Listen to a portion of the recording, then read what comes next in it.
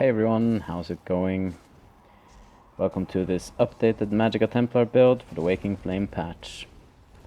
As I'm sure most of you are aware, they went ahead and nerfed Hrothgar, so I decided to make a new video showing some of the changes I made to the build since Hrothgar is no longer with us. In short, we've swapped Hrothgar for War Maiden on the front bar and made some changes on the armor pieces, mainly swapping some medium pieces to heavy to make up for the armor loss that we suffered when we lost Hrothgar. Having tested the build a little bit more, I've also altered some of the champion points that we are using on the build. Nothing big, but be sure to check that out. The skills we're using remain unchanged from the previous iteration of the build.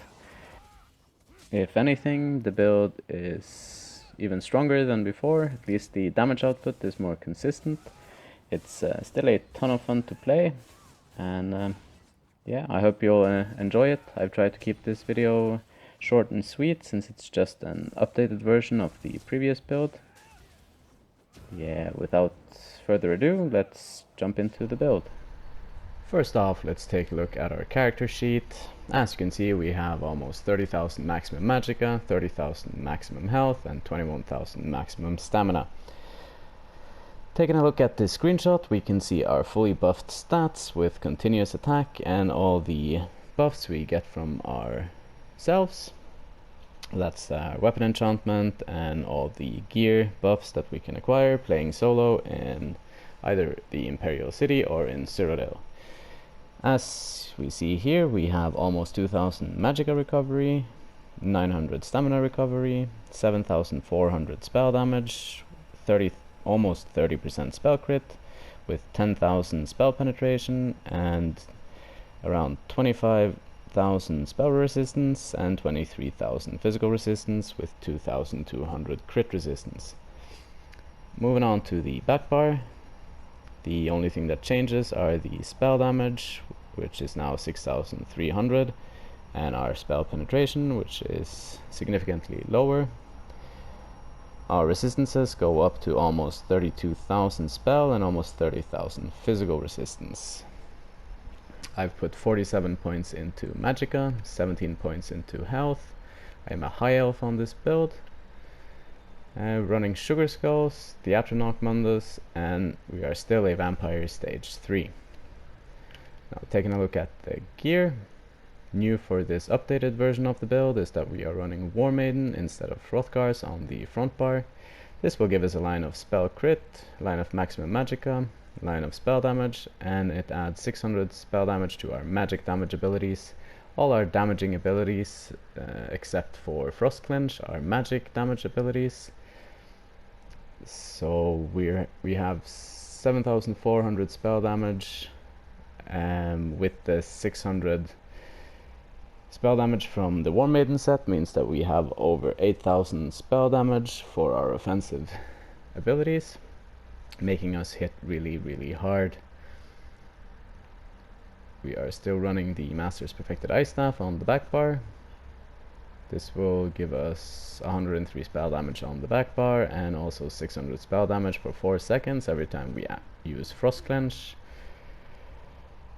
Still running Magma Incarnates, line of magicka recovery, stamina recovery, and it gives us 215 spell damage and 3,000 armor with a fairly high uptime. Heartland Conquerors is our second and last set.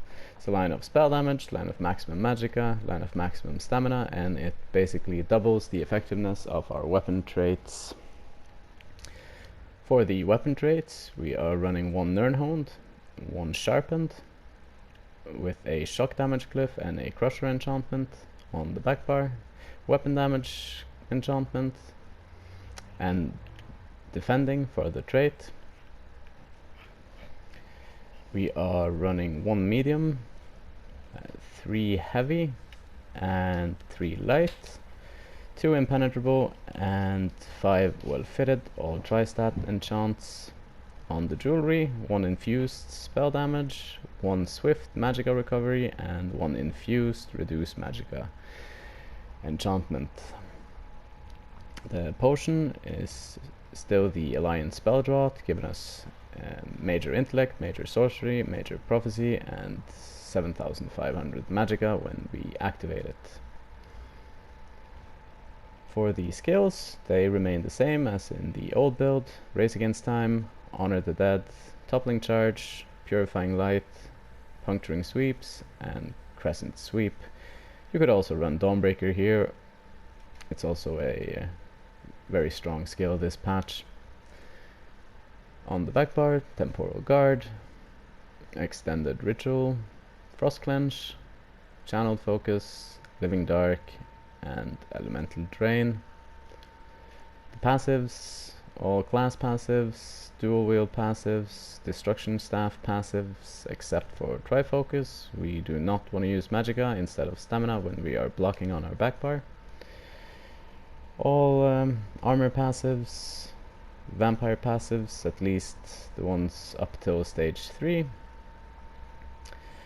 Fighter's Guild passives, Psijic Order passives, Undaunted passives, Assault, Support, and as I said before, we are a High Elf on this build. Get all the racial passives and medicinal use. For the champion points, in the blue tree, got Master at Arms, Biting Aura, Ironclad, and Resilience. In the red tree, Celerity, Relentlessness, Rejuvenation, and Boundless Vitality.